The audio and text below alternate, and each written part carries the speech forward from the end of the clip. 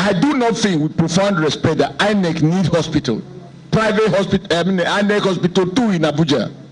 You have offices in the 36 states. You mean if INEC officer in Benin is sick, he has to come to Abuja for treatment? Why do you have to have your INEC hospital? Do you have INEC special disease? I don't think so. Because this is an area we can avoid so that you focus on your core mandate. Your core mandate is not medicine. It's not health care. That is the mandate of the Ministry of Health.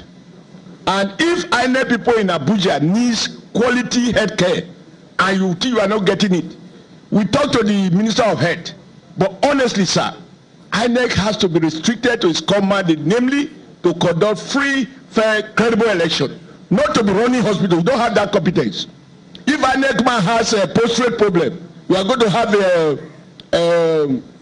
because you have a lot of men who are in their 60s and 50s. Are you going to create a urologist? If you have if INEC child has a problem, you are going to have a pediatric doctor. I think these are things. This is goal displacement. With due respect, under your leadership, let INEC return to its core mandate and not go into the issues of healthcare facility, running to hospitals. The man sitting next to me is from Akwa Ibom. He's going to travel from Uyo to Abuja. If INEC president has this, even those in Lagos, you are going to fly from Lagos to Abuja for treatment. Abba. Prof, these are the avoidable ways which you can deal with. I'm talking of general term now. You didn't start it, but if your predecessor started it, you can terminate it and rechannel the resources to where you need the most. Thank you, sir.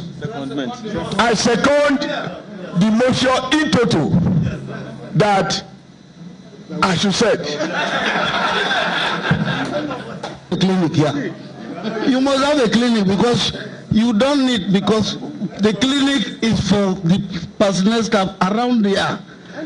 It doesn't stop you. When you have prostate, you run to Federal Medical Center, National Institute. So, thank you very much, comrade, for your observation.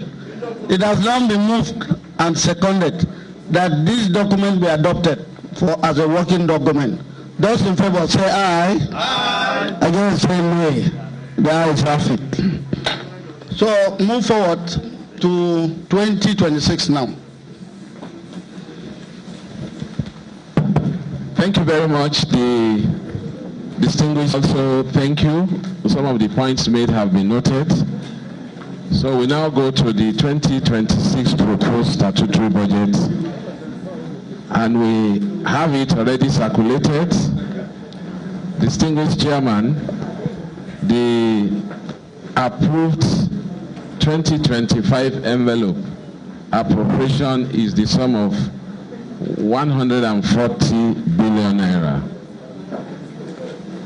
The actual amount proposed by INEC was 171 billion 902 685 763.32, and we have the breakdown of the budget into personnel costs. Personnel costs from the envelope remain at 85 billion 482 443 099.43 as against the proposed of 109 073 298 988.03, and you can see the code name is 21. Therefore, from code 2101 up to 210101, they are the breakdown of what constitute the personnel costs.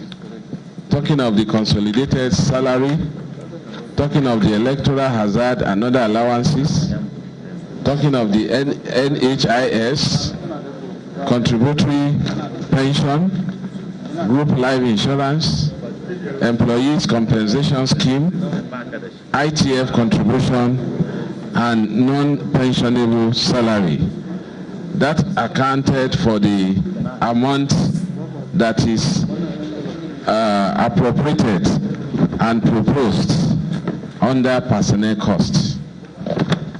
Distinguished distinguished chairman and members of the committee, if you go to page 2, we have the overhead.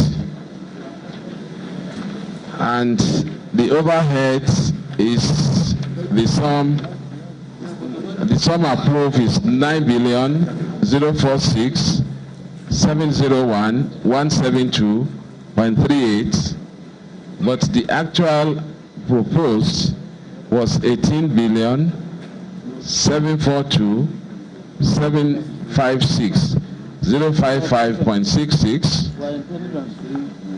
You have the breakdown from the greens and whites, 2201, and that takes you to page 6. Chairman. Yes, sir. I think you are taking the 2025 budget as your proposal and the 2026 budget envelope as your approval. This is 2025 against 2026, not your proposal against the approved. Okay, thank you, sir. So the proposed for 2026 on overhead, or do I start again? Thank you for the hint.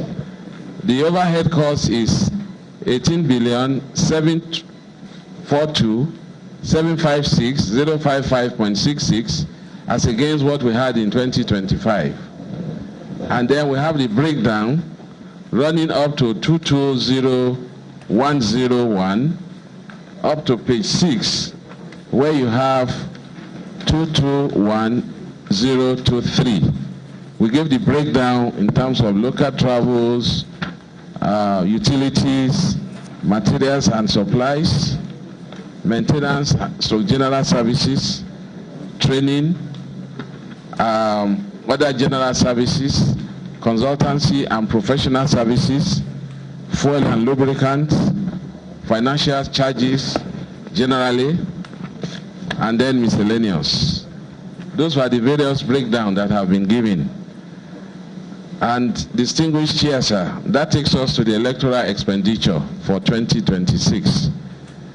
And we are proposing the sum of 42,630,296,718.63 as against the sum of 32,699,705,206.18 for 2025. And this has to do with the conduct of elections. That is from the breakdown, code number 2301 up to page 10, where you have code number 230815. The breakdown in respect of conduct of elections and polls, the details are given to the right. Voters registration expenses, the CVR that is ongoing, monitoring of political party finances, Congress, convention, and campaigns. Actually, this is supposed to be, okay, yes, conventions and congresses.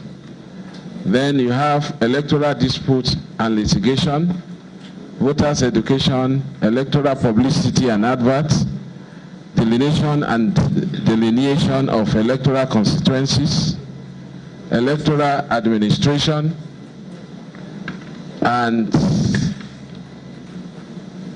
electoral capital. The next one is electoral capital expenditure, which is on page 10. Then the final aspect of the budget is the capital expenditure, which is code number 32 on page 10. And here we have the breakdown from 3201 up to 320302 on page 11. And so the breakdown as follows: acquisition of fixed assets general. We have renovation and rehabilitation of fixed assets, as well as, okay, that is all, because there is no appropriation for even renovation and rehabilitation under the budget, sir. So, distinguished chairman, this is just a summary of the budget proposed budget for 2026 from INEC. We thank you for this opportunity. Thank you very much, Chairman. So, Honorable, you are just coming over. Okay.